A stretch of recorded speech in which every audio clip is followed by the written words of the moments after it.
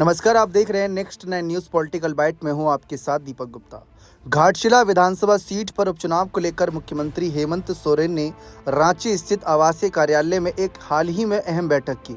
इसमें जुगसुलाई विधायक मंगल कालिंदी, पोटका विधायक संजीव सरदार, बहरागोड़ा विधायक समीर मोहिंती, घाटशिला के पूर्व विधायक लक्ष्मण टूडू और झामुमो जिला कमेटी के पदाधिकारी मौजूद रहे। बैठक में पूर्व मंत्री रामदास सोरेन के बेटे सोमेश सोरेन समेत परिवार के अन्य सदस्य भी शामिल हुए। माना जा रहा है कि उपचुनाव के लिए पार्टी सोमेश सोरेन को उम्मीदवार बनाएगी। मुख्यमंत्री ने विधायकों और संगठन पदाधिकारियों को अलग अलग जिम्मेदारियां सौंपी और उपचुनाव में पूरी ताकत लगाने के निर्देश दिए। उन्होंने कहा कि घाटशिला सीट पर जीत सुनिश्चित करने के लिए सभी को एकजुट होकर मेहनत करनी होगी। जैसा कि आप भी जानते हैं, शिबू सोरेन जी का निधन 4 अगस्त को हुआ था।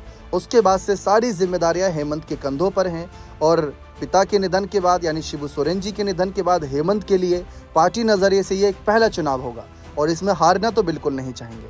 और दूसरा यहाँ पर एक कह सकते हैं यहाँ पर माहौल ये बना है कि रामदास दा का निधन हुआ, वो भी जेएमएम के सिंबल से विधायक थे।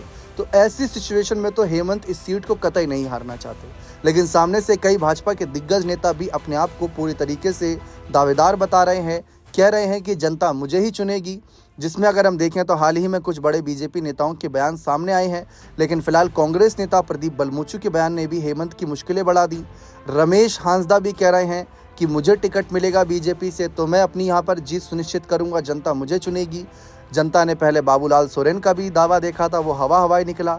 चंपई दा खुलकर इतनी बयानबाजी नहीं कर रहे। यही सोचने वाली बात है कि आखिर वो इस मामले पर चुप क्यों नजर आ रहे हैं। क्या उनको टिकट के लिए हरी झंडी मिल गई है या फिर टिकट मिलना इस समय उनके लिए थोड़ा खतरनाक साबित हो सकता है, क्योंकि जो लहर है वो जेएमएम की तरफ बह रही है। इस पर आपका क्या कहना है? हाल ही बता दें कि सोमेश सोरेन एक और कार्यक्रम में शामिल हुए जहां से उन्होंने तमाम बातें रखी और वो अपने पिता रामदास सोरेन को याद करते हुए काफ़ी भावुक भी हो गए और साथ ही साथ उन्होंने जिस तरीके से जनता के बीच काफ़ी कुछ ऐलान भी रखे और ये बताया। सोमेश सोरेन ने कहा कि उनके प्रयासों से घाटशिला विधानसभा क्षेत्र में degree college Musabani, engineering college Musabani, Pandit Raghunath जनजाति विवि हेंदल जूड़ी घाटशिला कॉलेज में कई कार्य अपने पिता के कामों को याद करा, योगदान को याद करा। तो एक तरीके से सहानुभूतिक रूप से जनता को अपने साथ जोड़ दें धीरे धीरे।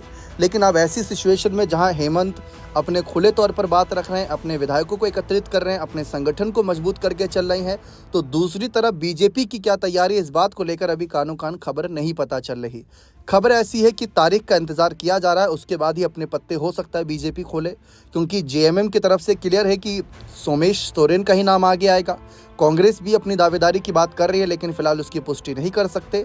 लेकिन ये देखना दिलचस्प रहेगा कि क्या सामने चंपई दा के बेटे को मौका मिलेगा या फिर वो 4 साल इंतजार करेंगे, जब 2029 में चुनाव होगा तभी यहाँ पर कोई बड़ा अपॉर्चुनिटी के लिए आगे मांग करेंगे। फिलहाल देखना दिलचस्प रहेगा। बने रहें चैनल के साथ। जोहार साथियों।